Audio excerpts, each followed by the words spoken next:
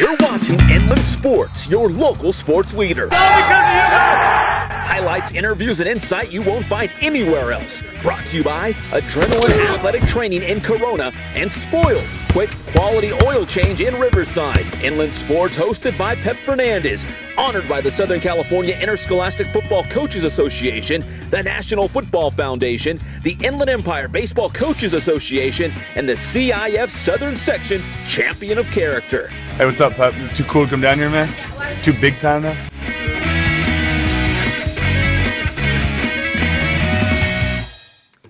And welcome to Inland Sports, the grade 8 and 4 more high school football rankings for week number 9. Almost time for the playoffs, David Zink, and it's crazy that it's 85 degrees out, and we're talking about high school playoffs right around the corner here in Southern California. It's getting exciting, though. I mean, everything's heating up. Everything, even the weather's staying warm. We won't get cold weather. I wear short sleeves until like almost Thanksgiving, so it's kind of weird. But anyways, we're getting close to the playoffs. A lot of teams battling for league titles, jockeying for position because you've got to finish usually in the top 3 in your league to get to the postseason. So there's a lot to play for, a lot we got to get to. We're going to unveil our grade 8 and 4 more high school football rankings. It's all brought to you by Adrenaline Athletic Training in Corona. Check out adrenalineathletic.com for more details. Baseball, softball, football, basketball, soccer, whatever you're into, they can make you better. So go to adrenalineathletic.com to get more details. And of course, Spoiled, quick quality oil change in Riverside. And I've said this over and over that you want to have your car ready. Nobody likes breaking down on the road. That's one of the worst feelings in the world is getting out to your car and something's wrong with it. Listen, go to Spoiled. They'll make sure you are good to go. Get your oil change, wiper blades. They do a lot of stuff there. So Spoiled, quick quality oil change in Riverside. All right, for the first time in several weeks, we actually had some movement in the grade 8 and 4 more high school football rankings. David Zink from the Press Enterprise, you haven't seen the rankings yet. No, and I'm thinking I'm going to be Are you concerned? I am concerned. Well, I'm just going to punch him You're up. out of your head sometimes, so I'm worried. I know. Well, I consulted the interns. Does that count for anything? That worries me even further. All right, so I'm going to punch him up. You just look at him. I'm going to kind of go over him, but you can look at him and give me your first impressions here. But here's the grade 8 and 4 more. The top, pretty, the same usual suspects, but we had Rev fall to 8, Cajon back in the grade 8. That's the biggest change. And of course, I said whoever wins that Notre Dame versus Linfield Christian game would automatically get into the rankings. So there's undefeated Notre Dame. They're in our 4 more at this point. So we had to drop Norta Vista out. Nothing they did wrong, but we had to make room for Notre Dame. What do you think? I have one question. Yeah. Do you think that the Sun Belt League is a better league than the Citrus Belt League? Is that your rationale for having Cajon below the Sun Belt League team and also the Mountain Pass League? Cajon is 7-1. Their only loss was to Carter. And that game could have gone either way. And they defeated Rev. And I believe you had Rev higher up in those standings than Cajon is now. My only point is that Cajon is probably, at this point, we consider the top team in the Citrus Belt League, and they should be slotted in that way. So you think they should be like 4 I think they should be or ahead 5? I think they should be ahead of at least Marietta Valley. Citrus Hill, possibly. Well, think about this. Marietta Valley's only losses were to Rancho Cucamonga and Vista Marietta. Two really good teams, right? Good losses. And then you play that game where it's like, okay, Marietta Valley beat Citrus Hill, and Citrus Hill beat Rancho Verde. So... And Cajon has played none of them, but Cajon's only lost 1 game, and it was to Carter. Not even in this poll, by the way, so maybe that drags them down a little bit. But Rev was farther up in the rankings. You're right. And we didn't do anything to Cajon for beating Rev.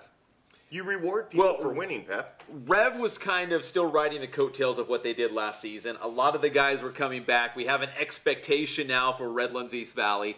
Cajon, okay, the CBL's top-heavy. There's some good teams in the CBL. Cajon, Rev. Of course, you got Redlands having a good year, Carter, even Ukaipa's having a good year. There's a lot of good teams in the CBL. Whoever emerges, yes, they'll probably climb up in our grade 8 rankings. Well, Cajon emerged and they didn't climb. Well, we've got them at number 7. I mean, at least they're better than Rev. At least you got that right. Because Rev's losses to Cajon and St. Bonaventure, not bad losses, but Cajon only has the 1 loss, and that was to Carter. Could have went either way in that game. But I'm back to my original question. Do you value the Citrus Belt League lesser than the other leagues that we're looking at here? In the case of the Sun Belt League and or the Mountain Pass League, are they lesser, or are they a bigger, better league, or a lesser league? Listen, from top to bottom across the board, I think 10 out of 10 people are going to say the CBL is tougher than the Sun Belt right now. Then why do you not have the Cajon up higher? Well, look where our second Sun Belt League team is. Can you find them? They're out of them. There isn't. It's only Heritage. Paloma Valley is our bubble. We have two bubble teams. It's Paloma Valley and Norte Vista. They're right there on the bubble to get into our grade 8 and 4 more, but they're not there yet. I mean, are they having a great year? Yeah. Do they play Heritage this Friday? If they win the Menifee Bowl, will they catapult really high? Yeah, probably. But will they catapult past like Cajon or a Rev? I don't know. I mean, the only places I see are completely solid. 1, 2, and 3 have been solid all year long. So even Heritage at 4. Yeah, for Heritage at 4. But they kind of rose to 4. I think they were below Rev at some point, and they actually, because of that, I think they cycled to the top, as you would say. But those are really solid. But the bottom, there is argument. Not to say Cajon should be up there. I'm just pointing out that Cajon beat Rev, and yes, they're ahead of Rev in the 8. But are they better than Citrus Hill? Are they better than Marietta Valley? I mean, are they? They might be. I don't know. They beat Rev. They've got Redlands this Friday. They're going to be tested. We're going to find out. I mean, they lost to Carter, but we're going to find out what. When I saw them, I'm going to say they're at least as good as Citrus Hill, if not better. Marietta Valley I've yet to see, so I can't actually make it. I have seen highlights, I take that back, but I've not seen them in person, so I can't argue with that. But I just kind of think sometimes teams like Marietta Valley, because the greatness of Vista Marietta, get piggybacked along, and the same thing happens to go with sometimes Big 8 teams. That sometimes you put more credence in a Big 8 team, even if they're second or third place team, because they're in that league with the all-powerful Centennial. And speaking of Centennial, they've got Corona. That's a Thursday night game, in fact. You know that? Corona Centennial. I might actually venture out there. Yeah, it's a Thursday night game at the Evil Empire. But let's go back to last week against Santiago real quick. Did you see this sign? I caught this on social media, and I had to use it. So they played Santiago last week, and the running joke is that it's a rivalry game on Rimpaw, but Santiago's never beat Centennial. So you think you can beat us now? That's fantasy football. So what are you going to do? Those kids. So Centennial got the big win. Of course, they still sit on their throne atop the grade 8 and 4 more. That's a no-brainer. Nothing against any of these other schools, but come on. Number 1 in the state, number 3 in the nation? You can't argue with success. Yeah. 15 to 17 years of it. Vista Marietta checks in at number 2. They come off a win against Mesa, 62-21. They play at Chaparral this Friday. Norco, they beat King 43-6. Now they get the Sharks on Friday to continue Big 8 League play. Heritage beat Temescal Canyon 35-zip, so now they get Paloma Valley in the old Menifee Bowl. And Heritage looked strong against Temescal Canyon last week. And Brett Virgil, we know he could run. We know he's got the legs, and now he's throwing a lot too. So Heritage, who's heavy on the run, but look at Brett Virgil. Hashtag Brett the quarterback against Temescal Canyon last week. Put it out there for his receivers. And they blanked Temescal Canyon 35-zip. The Menifee Bowl this Friday. Heritage has never, ever, ever lost in Sun Belt League play. So, Zink, is this the week that Paloma Valley can knock off Heritage for the first time? We had Paloma in studio, and they're a great bunch of kids, and they play some good football. And in fact, they went up, 42-7 on Paris in the first half of last week's game. Yeah. Then Coach Esposito started pulling starters and putting in second-string players, and Paris made a game of it. Yeah, it got close. They were able to hold on and actually beat them 49-42, I believe. But you know what? I don't know. I mean, Paloma at some point, somebody's going to beat Heritage. They can't stay undefeated forever. I don't know. I mean, with a freshman quarterback and the weapons that they have, if they can out-duel the sophomore, Heritage. Chance Nolan. Sophomore quarterback. But yeah, so I mean, I don't know. I'm going to have to, obviously, I mean, if you're playing odds, I'm playing Heritage. So. Well, Heritage has had some really great senior classes, but a lot of people said this senior class specifically is really good, and you can see why. So, Paloma Valley, Heritage, this Friday in Sun Belt League play. It's the Menifee Bowl, and as we said, Heritage has never lost in Sun Belt League play. I think if there's any chance Paloma could, I mean, if there's any year Paloma could, this is a very good year to give it a whirl. 27-0, I believe, in league play for the Patriots. At number 5, Marietta Valley. They beat Chaparral 49-17 last week. They got Temescal Valley coming up. Citrus Hill beat Beaumont 45-7. They play at Hemet on Friday in Mountain Pass League play. And, of course, there's Cajon and Rev. Cajon leapfrogs Redlands East Valley to go into number 7. They've got Redlands on Friday. That's a big game. The Terriers are a team that could cause Cajon some problems. But if you saw the game last week, you're like, man, the Cowboys are just at a different level right now, what they did to Redlands East Valley. Our intern, no nickname Nick, was at the game. He kept sending me the updates, and I kept thinking to myself, what in the world is going on at Citrus Valley High School? This can't be right. Redlands East Valley is too good, too well coached. I mean, did I think Cajon had a shot to win? Yeah, I thought they had a shot, but to actually blow them out, it was 30-3 at one point. What did you think, Zink, when you saw the final score? I was somewhat surprised, but I've seen Cajon play, so I'm not. Let me just say this: I wasn't expecting that. Let's say that. I don't know if I was surprised. I watched Cajon dismantle a Kaiser team that has a good defense, and obviously they're a lower level team, but they did handle them really well. And Cajon looked like they had everything clicking. Like their defense was good. They were flying to the football. They got a great freshman quarterback who's just delivering the ball to everybody, and really spreading the wealth.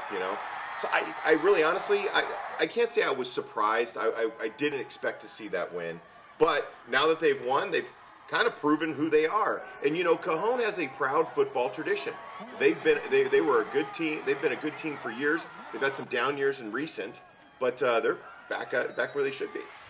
So not surprised that they won, surprised maybe how they won. I mean, the Exactly. score. I mean, Redlands East Valley, they've got too much talent. Like we said, good coaching. I think my surprise was more that Rev didn't show up as much as we thought they would. I think that's more of the surprise. And we think, there's no inside knowledge here. We think there might be some health issues going on with some of their key players. So that could be, I mean, if I was Kurt Bruick and I knew I was going to go to the playoffs, maybe you hold some of these guys out or give them less snaps, try to get them healthy, because this is a team, once you get to the playoffs and if everyone's healthy, they're still the favorite to win the Inland Division. Absolutely. And, I'm sure that they'll do fine in the playoffs, but that could be a scenario. Of course, we're now just reading tea leaves, as they say. We're not really, we haven't heard anything. No one's told us anything. Speculation. We are fierce, and that's what we're good at, right, Pat? Pure speculation. We've made a career out of it. And here's our 4 more. We've got 3 undefeateds in there. Moreno Valley 8-0, Summit 8-0, Notre Dame 8-0, and then there's the Rancho Verde checking in at 6-2. Summit's got Kaiser on Friday. That could determine. And by the way, Rancho Verde is trending up. They've been running up the score on some teams, and they're trending up. Listen, Rancho Verde's 2 losses was a close loss to Citrus Hill. In the opener, I covered that one. And a close loss to Rev. So they're going to meet those teams again. They will. And we'll see what happens. It's not what happens in the regular season, what happens in the playoffs. Hey, and we said we had to make room for the winner of the Linfield Christian Notre Dame game. And we really didn't know who was going to win this until really the last whistle. I mean, the final minutes, the final seconds when they ticked off the clock, because it was a battle. It was low scoring. I was at the University of Redlands for an hour and a half. An hour and a half. I got here in the 3rd quarter, and it was still 0-0. There was no score in this game. And, very well-coached teams, 2 very well-coached teams. Probably the best small school game I've seen in over a decade. I mean, just a really good game. Both sides played really strong. I think the difference in the game was conditioning. I think Notre Dame late in the 3rd and into the 4th decided we're going to run the football and see how well conditioned Linfield is, and I think that they wore them down. You saw them just take it down. They gashed them down the field to get the last touchdown of the game. Fantastic game all the way around for both teams. Both should be proud, and I suspect that they might actually be seeing each other again in the playoffs. Most people think that this could potentially be a CIF Northwest Division championship game. Obviously, although Linfield dropped to 3rd in the poll, the 29 Palms is now the number 2 team in that poll. So theoretically, you could have a Notre Dame and Linfield playing in a semifinal game. If they end up, if it's 1 and 3, you're right. They'll be on the same side of the bracket. Right. So they slipped to 3rd, and 29 Palms is now the 2 seed. If everything stays the way it is, it looks like that Linfield will likely. Actually, no, wait, no. If Linfield was a 3, the 2 and the 3 2 would and be 3 at the bottom, 1 and 4. So that could be the absolutely right. championship. So that I could guess be it the doesn't really matter. championship. So What the heck do we know? I don't know. I can tell you this, though. I know Linfield Christian would like another crack at Notre Dame. I mean, that game was so close until the end. We saw the highlights right here. Jaden Gardner come with that huge interception at the end. Like I said, it was third quarter, 0-0. I roll up to RCC, and I'm literally looking through the fence with my video camera when Greg Holt for Linfield Christian scored the first touchdown of the game. And I thought, well, I'm sure the first half was exciting, but I really didn't miss anything. And that was the first rushing touchdown Notre Dame has given up all year. Was it really? It was. So 16-9 was the final score. Congrats to the Titans. 8-0. I think I read somewhere their best start in school history since like 1970 or something like that. Is that right? That's right, since 70. That was a long time ago. That was like 1970 was also a ago. year where they won a CIF championship, the first at the school. So look at that. They're putting in some historic wins. All right, so that's the grade 8, and 4 more will update Saturday on the Inland Sports Show. The second half of that game, though, you know what the other part of that game is, that? And it'll lead right into our coach's challenge. You got to win. I got to win. Yeah, you got to win. I did not because I have Deshaun Burns from Linfield Christian. And the other big breaking news out of that is Pep is 2 games short, 2 wins. Actually, Notre Dame's 2 wins short of basically burning an ND in the back of Pep's head. That's true. Well, actually, they'll shave it, but it'll feel like they're burning it, I know. Yeah, several people came up to me and said, get ready to do your hair. And I was like, I'm ready. I got hair clippers. I'll bring them down. We'll do it in the radio studio. I'll do it at the school. I don't care. But before the season began, I think they came in August, I said, you guys go 10-0. Because I like to be bold out there. You guys go 10-0 during the regular season. Just 10-0. Not even win CIF. Go 10-0. I'll put an ND in my head. Not shave my head, just put like an ND in the back. So you can shave an ND into my head. You can spray it green or whatever you got to do. But we're going to do it. But they're 8-0. They've got... if it does happen, I promise you, Pep, I'll make sure that there's a professional barber doing the cutting of the ND. Yeah, I don't want something that looks like your 5-year-old did it.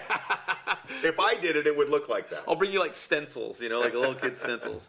So they've got Western Christian, who's winless on Friday, and then they've got Aquinas in the final week, which Aquinas is having a good year, so it's not going to be a gimme in the final week of the regular season. Well, by the way, that's a rivalry game, so it's not a gimme. That is a battle for the shield. All right, so you got Derek Johnson. Mm-hmm. You got a point. So here's the updated standings right now in the Coach's Challenge. Oh. You've got 51. World famous Intern Angel 50. I'm in 3rd place with 48, and then there's no nickname who's just falling farther and farther behind. He's got 35. His picks actually aren't bad, just a lot of coaches who aren't doing well, should have done well, aren't doing as well. And for me, my saving grace, I'd probably be doing a lot worse, but I said I was going down with the ship at Ramona. So I was either going to feast or famine with Vinny Fazio, and unfortunately they're having a good year, because if they weren't, I'd be with Nick. I'd be down in the ditches. No, you'd still be above them. Barely. I mean, not if much. They were they're what, 6-2? If they were 0-8, you'd still be at 40. Yeah, I'd still be ahead of them, but not by much. You and Angel would be pulling away. It's nice that you try to prop the kid up. I try. So that's the Coach's Challenge right now. David Zink leading the way. Week 9 coming up, and surely that will change. An Intern Angel really wanted to be tied with me going into Week 9. He would, in the studio on Saturday, had noted that, and I said, it's not going to happen, buddy. Just not going to happen. Zink still holding strong. All right, you can check out the Inland Sports Show. I should note this Saturday will be on at 1 p.m. because of college football on Fox Sports Radio. So the Inland Sports Show this Saturday, 1 p.m. We're going to break down Week 9 of the high school football season. I've also got a surprise. I'm not going to tell you, David Zink. I'm not going to tell the interns. I'm not telling anybody. Well, my wife will probably know. But I've got a surprise for everyone on Saturday. You may or may not like it. I don't know. And then we've got a couple guests we're working on. Should we even say it? No, because we're still working. All right, we're still working on it, but we got a couple guests coming on. I will say this, that UCR women's soccer, we talked about bringing them on Halloween a couple weeks ago, if they can get into the postseason. Well, they've won some huge matches down the stretch. If they win Thursday night, their last game of the season, they're going to the playoffs. Does that mean they're coming in? So I told them if they get to the playoffs, they can come in. But it all hinges on Thursday night. So if they win Thursday, you'll see them and hear them on the Inland Sports Show. If they lose, I guess we'll see them next year. I'm rooting for them. Yeah, so am I. And then we got some other guests we're working on as well. So that's the Inland Sports Show, Saturday, 1 p.m. because of college football on Fox Sports 1350. And then Friday nights, Sports Weekly live on IEMG TV and the IEMG YouTube channel every Friday night, 11 o'clock. High school football scores and highlights. So you check that out on Friday nights. And then on Saturdays, of course, you check out the Inland Sports Show. I think we touched them all. Best of luck to Lucas Duda, and I guess Addison Reed, for that matter, from Los Osos High School, as we're watching the Mets, right? We are. I'm watching the Mets. I watched it last night, all 14 innings. Sad. It was just a sad Actually, it day. wasn't all 14. I kind of caught up with it in like the 7th or 8th. You fell asleep. No, I didn't. Did you stay till the end? I stayed up to the end. All right. And then I watched the 30 for 30 on, I told you, the Trojan War. That's right. Even though you're a UCLA guy flying the colors right now. Yeah, absolutely. You going to get Josh Rosen his hot tub back? Maybe I'll go join him. Fight in the his hot system, tub. man. Give it to the man. He needs his hot tub. He needs to relax after those big games, right? They're always those UC schools. Just invite so uptight. I wonder what Kenny Clark and Nate Metters have. That would never happen at USC or Arizona State. Well, They wouldn't take the hot tub away. He shouldn't have put it on social media. No, you're right. Is what we learned You're here. right. It's all brought to you by Adrenaline Athletic Training in Corona and Spoiled Quick Quality Oil Change right here in Riverside. I'm Pep Fernandez. That's David Zink from the Press Enterprise. Once again, Saturday, the Inland Sports Show, 1 o'clock on Fox Sports 1350, or check us out right here on the Inland Sports YouTube channel. I'm Pep Fernandez, David Zink, and we'll see you next time with Inland Sports.